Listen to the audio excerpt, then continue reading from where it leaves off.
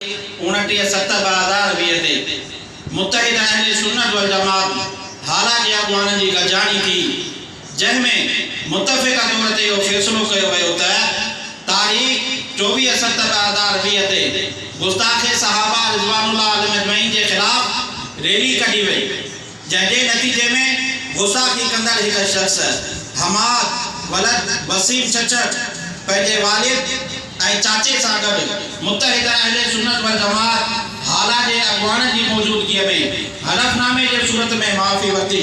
ऐं संदसि वीडियो पिणु रिकॉर्ड कई वई। बाक़ी ॿियनि गुस्ताखी कंदड़नि जे ख़िलाफ़ हाला थानो, सैदाबाद थानो ऐं ॿियनि मुख़्तलिफ़ जॻह ते दरख़्वास्तूं पिणु ॾिनल आहिनि, पर पुलिस कंहिं क़िस्म जो एक्शन न वरितो आहे। असां मुत्तहिद अहले सुन्नत वल जमात हाला जे अगवान जो मुतफ़िक़ा तौर ते इहो फ़ैसिलो आहे त इंतिज़ामिया जी सुस्तीअ जे करे मुसलमाननि में शदीद कावड़ ऐं ॾुख जी लहर छायल आहे। लिहाज़ा इंतिज़ामिया अगर कोई एक्शन न खयो तो आइंदा भरपूर एहतजाज कयो वेंदो ऐं एहतजाज में नेशनल हाईवे बाईपास बंद कयो वेंदो, जंहिंजी ज़िम्मेवार हाला जी इंतिज़ामिया यानी हाला थाने जो SHO, हाला जो DSP ऐं सैदाबाद थाने जो SHO हूंदा।